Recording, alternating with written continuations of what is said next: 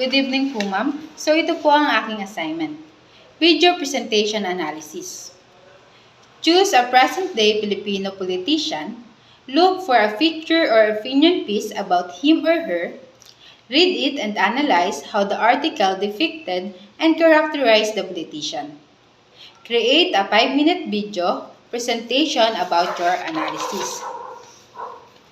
Ang napili ko pong politician ay si Senator Raffy Tulfo. So, Senator Raffy Tulfo is known as defender of the poor and aggrieved with a career of public service as a broadcaster spanning over 20 years. So popular for his brand of public service, where he acts swiftly on the problems of the ordinary citizens, Senator Raffy Tulfo is bringing his experience and expertise in challenge of crafting law in his first time in Senator of the Republic.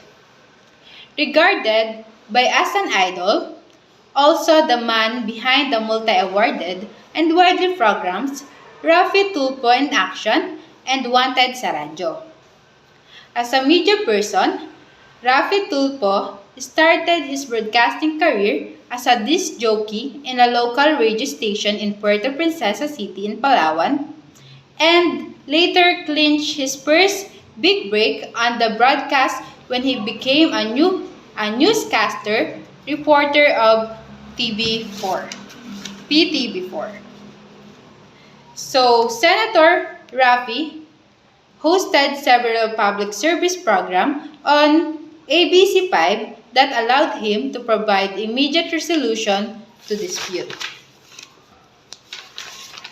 Senator Raffy Tulfo also became an anchor of primetime TV newscast Frontline Pilipinas.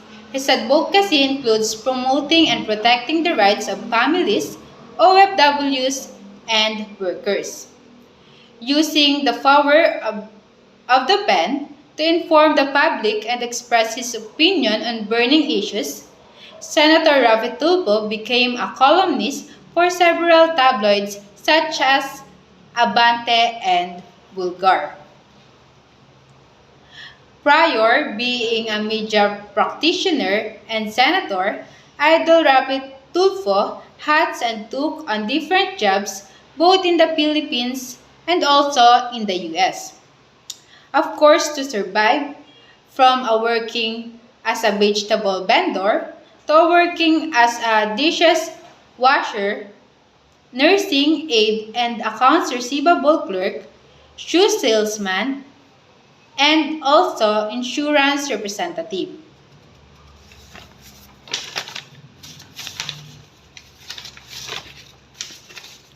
On March 12, 1960, in Quezon City, NCR, Senator Raffy Tulfo is the 8th of the 10 children of Mr. Ramon Tulfo Sr. and Mrs. Caridad Teshiba Tulfo. He was educated in Holy Trinity College of Puerto Princesa City and Trinity College of Quezon and Ateneo Davao University.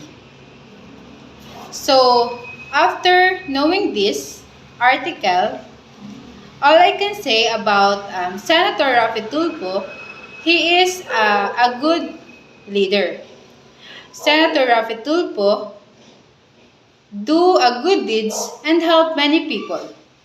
He is an inspiration and a good leader with pure intentions for the country's growth and progress. So that's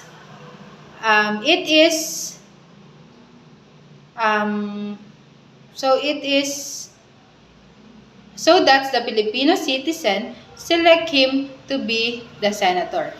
So that's all for my assignment. Thank you po.